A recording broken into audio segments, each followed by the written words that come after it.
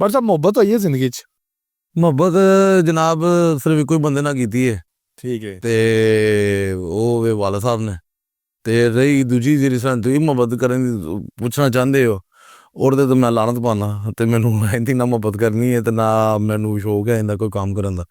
ਜਨਾਬ ਆਪਣੇ ਵਾਲਦ ਨਾਲ ਪਿਆਰ ਕੀਤਾ ਤੇ ਉਹਨਾਂ ਨੇ ਸਾਡੇ ਨਾਲ ਕੀਤਾ ਤੇ ਮੇਰਾ ਖਿਆਲ ਹੈ ਕਿ ਮੇਰੀ ਜ਼ਿੰਦਗੀ ਦੇ ਅੰਦਰ ਮੈਨੂੰ ਮੇਰੇ ਵਾਲਦ ਸਾਹਿਬ ਤੋਂ ਜ਼ਿਆਦਾ ਅਜ਼ੀਜ਼ ਕੁਛ ਵੀ ਨਹੀਂ। ਸੋਹਣੀ ਗੱਲ ਹੋ ਗਈ। ਹਾਂਜੀ ਕਦੇ ਬਚਪਨ 'ਚ ਹਾਂਜੀ ਕਿਸੇ ਤੋਂ ਸ਼ੀਜ਼ਾ ਨਾਲ ਤੁਸੀਂ ਕਹੋ ਕੱਚੀ ਪੱਕੀ ਮੁਹੱਬਤ? ਨਹੀਂ ਤੁਸੀਂ ਕਹੋ ਕਿ ਅਗਰ ਮੈਂ ਬੜਾ ਕੋਈ ਦੁੱਧਦਾਰ ਸਾਫ ਹਾਂ ਤਾਂ ਫਿਰ ਉਹ ਤੇ ਨਹੀਂ ਹੁੰਦਾ, ਕਿਉਂਕਿ ਜੋ ਇੱਕ ਸਪੋਰਟਸਮੈਨ ਦੇ ਪਿੱਛੇ ਲੋਕ ਪਾਗਲ ਹੁੰਦੇ ਨੇ ਉਹ ਮੇਰੇ ਖਿਆਲ ਨਾਲ ਘੱਟ ਲੋਕ ਹੁੰਦੇ ਨੇ।